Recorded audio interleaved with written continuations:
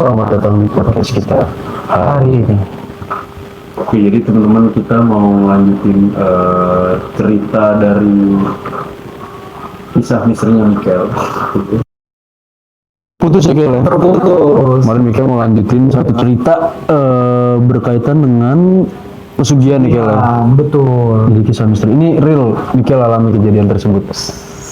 Boleh langsung aja Kel, cerita ini kayak gimana kronologi awal mulanya lo merasa mengganggu gitu, ada hal yang salah ya, ada hal yang Oke, jadi ya siap-siap teman-teman ya, ini bakalan agak sedikit seram. Gori.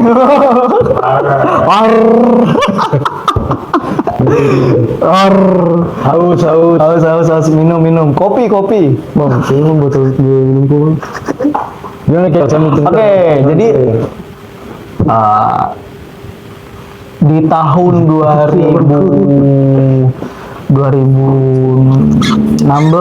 atau 2017 kalau nggak salah ini itu gue kan masih zaman SMA kelas 1 atau kelas 2 yang dimana waktu itu keluarga lagi ada buka usaha baru bang itu di Salatiga. Waktu itu keluarga lagi buka usaha baru, mama dan bapak buka usaha rumah makannya itu modelan kayak warteg gitu bang. Cuman bedanya ya kita pakai ciri khas kita sendiri masakannya, bukan yang ikut. Ada masalah untuk makanan yang nggak ada masalah. Waktu itu memang masakannya sih nasional. Kita nggak fokus kayak misalnya orang Batak biasa jual BPK, panggang karo dan semacamnya ya. Kalau kita waktu itu buka warung makan menu nasional. Jadi halal juga ya, halal teman-teman ya. Jadi bagi siapapun bisa datang. Ada beberapa case kayak di Solo kalau nggak salah tuh dia udah buka tempat makan itu bertahun-tahun ternyata di demo gitu. Itu gue denger juga tuh. itu ini aman. Ini nasional. Maksudnya kita nggak ada pakai itulah gitu, babi-babian nggak gitu. Jadi biar kita menggait pelanggan tuh luas, semua bisa makan di situ.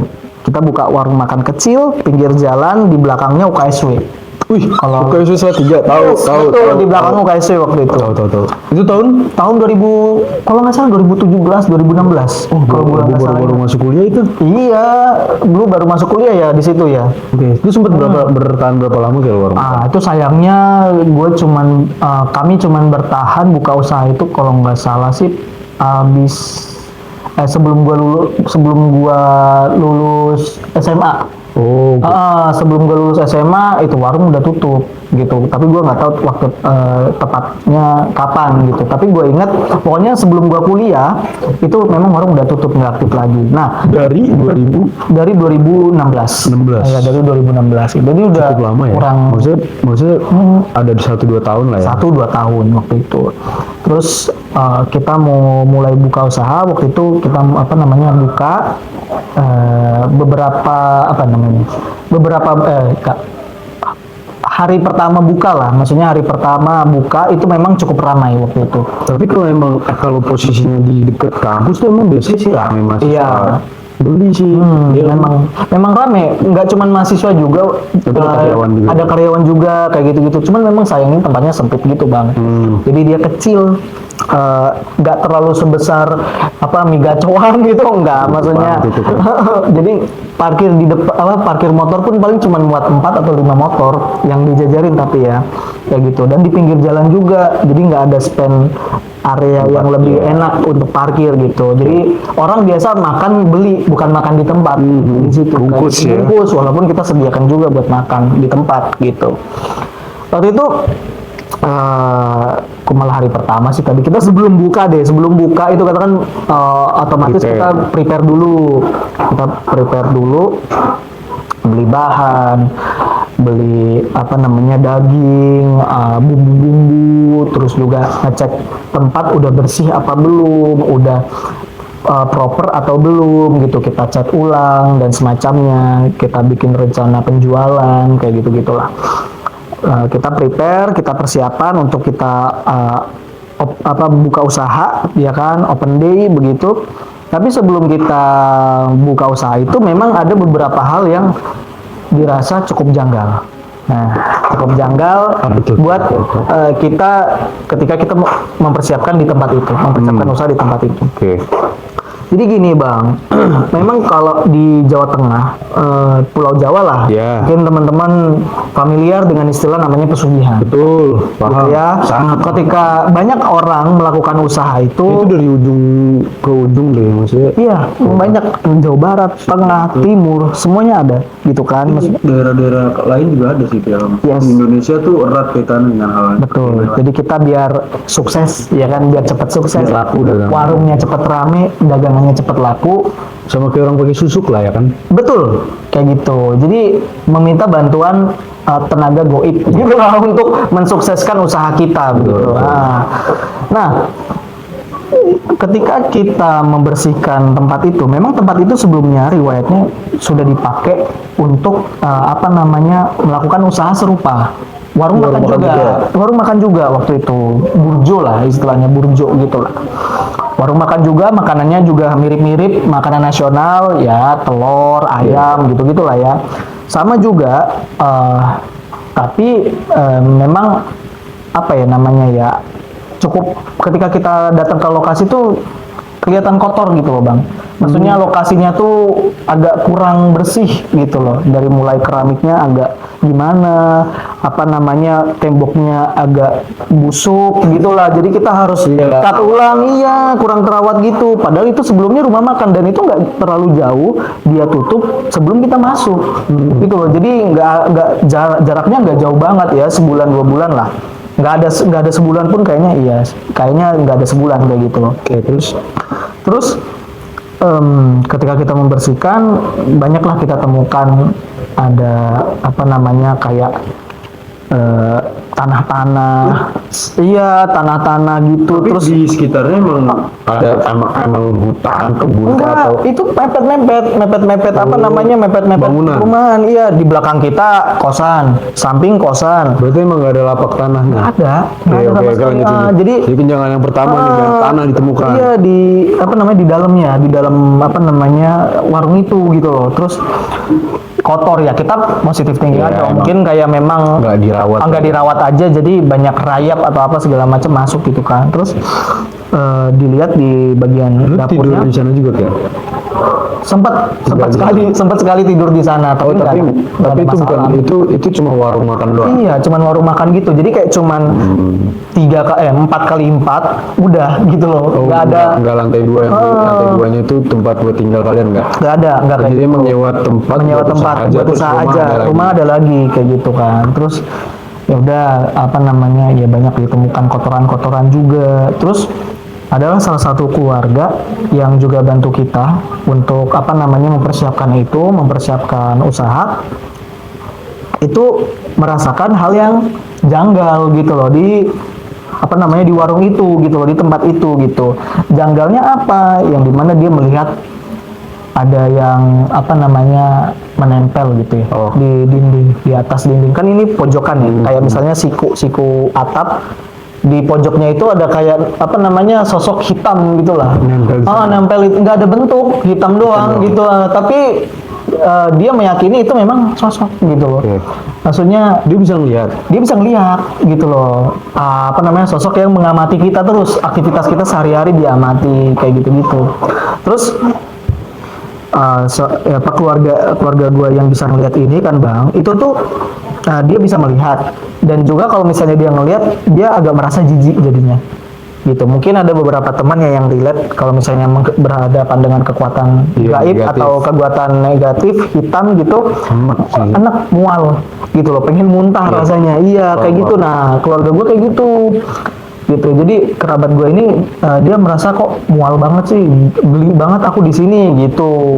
Padahal dibersihin, udah dipel apa segala macam. Itu dari saudara lu. Iya, dari saudara gue gitu. Kok mual banget ya gitu kan. Padahal enggak kok, kita udah kasih pel banyak, udah bersih. Kita orang normal ngeliat Itu bersih. Ya.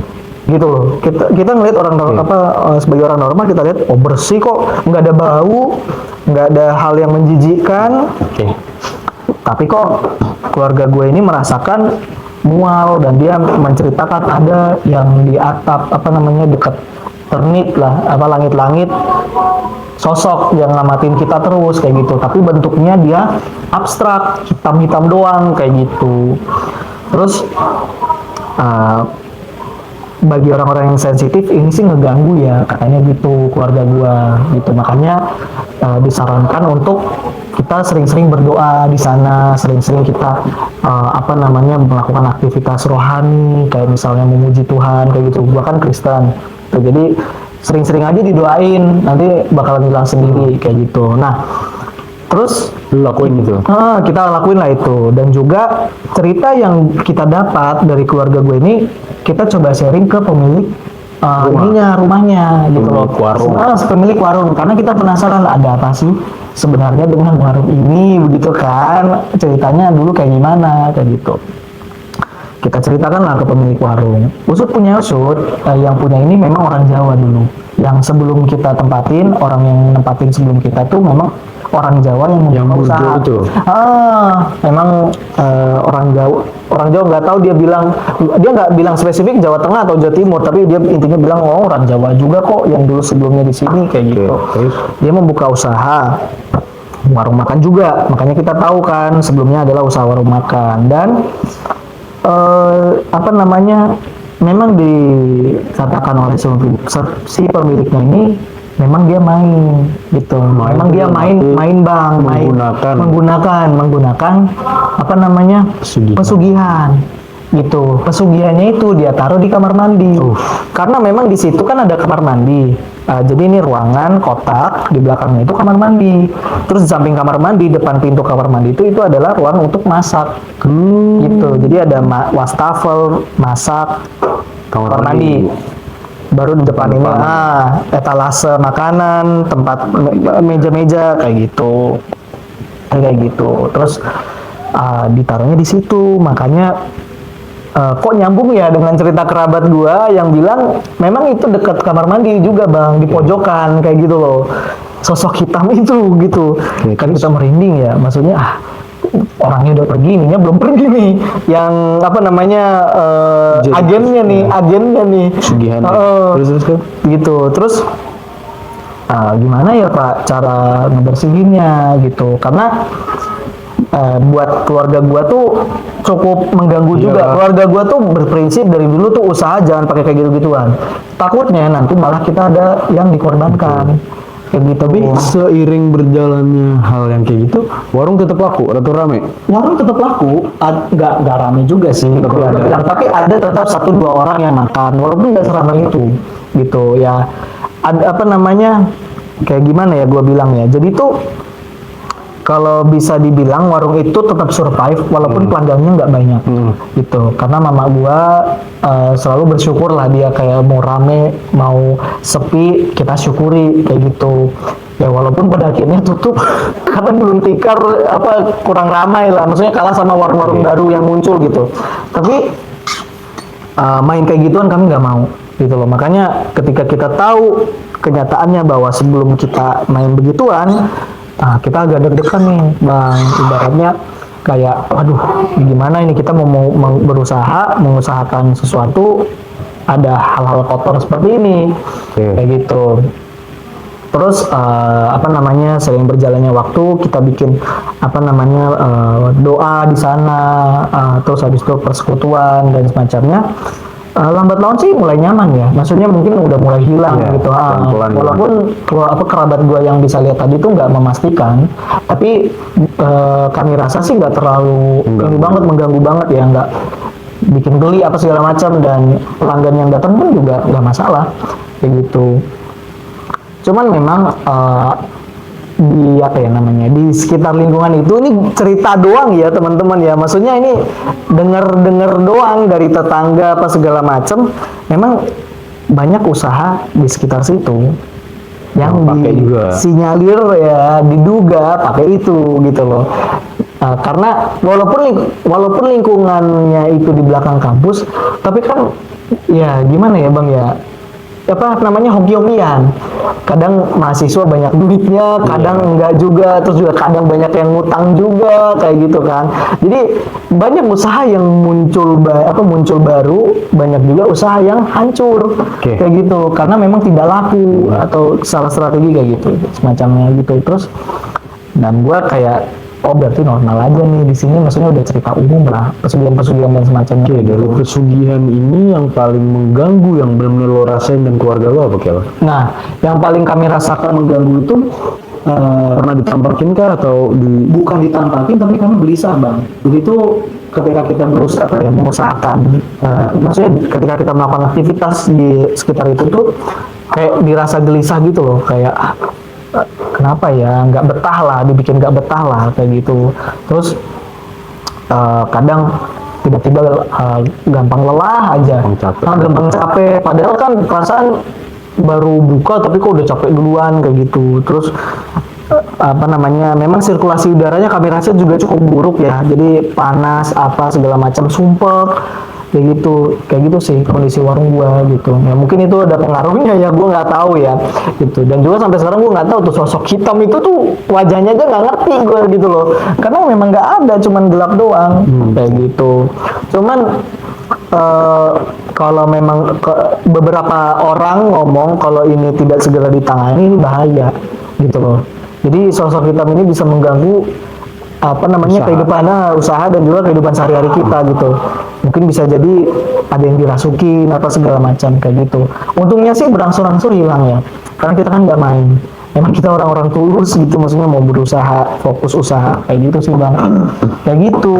Tapi benar-benar nggak sampai mengganggu yang nggak mengganggu kehidupan lu dan keluarga lu beraktivitas di sana ya Kel? Cuma untungnya enggak, cuman memang kita jadi cukup takut sih bang, karena kan dulu sempat kepikiran sering-sering nginep di sini, pas diceritain loh ada sosok hitam nih, jadi malas nginep di sana. Terus juga apa namanya, jadi nggak tenang hati kayak gitu.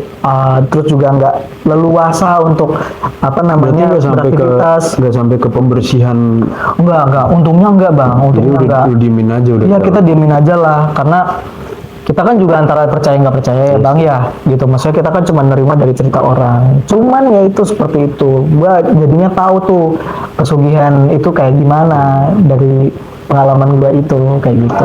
Oke, seru juga sih pengalaman Mikel. Pesugihan ini dan dialami sendiri oleh Mikel, meskipun Mikel nggak merasakan benar-benar ada itu penampakannya atau nggak merasakan diganggunya ya. Iya, diganggu banget gitu enggak. Tapi ya dibikin gelisah aja rasanya. Gelisah aja, rasanya nggak nyaman gitu. Teman-teman. Jadi emang tempatnya dulu itu bekas, ternyata memang bekas pemilik sebelumnya. Ya, gitu. Bentuk-bentuknya juga berbagai macam tuh. Gue jadi tahu kayak misalnya tanah diikat pakai kain kafan. Iya. Itu sempat kelihatan kebuka, tahu nggak? Nggak di lokasi gua, tapi apa namanya di si pemilik usahanya, si pemilik warungnya itu yang kita sewa itu dia kayak ngasih info aja gitu. Oh, ada bentuknya kayak gini ya Mas, ada yang kayak gini, kayak gitu. Gitu. Terus ini ada tambahan cerita menarik. Jadi di sekitar situ, di apa namanya, di sekitar lokasi gua melakukan usaha, itu ada beberapa cerita gosip kayak gitu-gitulah, yang dimana ada pemilik warung yang gelisah, kadang tuh di depan warungnya itu ditaburin tanah tanah kuburan mungkin ya, gua nggak tahu ya. Jadi pagi-pagi loh kok banyak tanah kayak gitu, pagi-pagi kok banyak tanah. Terus Di depan warung itu kan? di depan warung, ini bukan warung gua tapi warung orang lain kayak gitu. Jadi bentuknya kayak gitu. Pesugihannya itu nggak cuma buat pribadi, tapi kita juga nyerang orang lain. Tapi lo pernah ngalamin gitu nggak? Untungnya gua enggak bang, untungnya gua enggak kayak gitu. Karena nggak pakai pesugihan. Oh lah, gua nggak pakai pesugihan. Itu kayak teman-teman. Jadi kayak gitu cerita kisah misteri dari Mikel hari ini, teman-teman. Memang hal menariknya adalah kalau kalian mau melakukan usaha itu percaya aja Tuhan atur rezeki kalian, teman-teman. Jadi ini pengalaman real dari Mikel, dan kita akan mendengarkan kisah misteri selanjutnya, pengalaman dari narasumber ya. Akan ada narasumber yang cerita pengalamannya dia, atau mungkin Bang Derman bisa jadi narasumber terbaik kita lagi. Oke teman-teman, kita cukupkan ya kira Boleh, iyalah. kita hari ini. Jangan lupa like, comment, dan subscribe. Subscribe. Terus tonton kisah misteri kita di lain hari. Tonton terus. See you. See you on the next video. Bye bye. Bye-bye.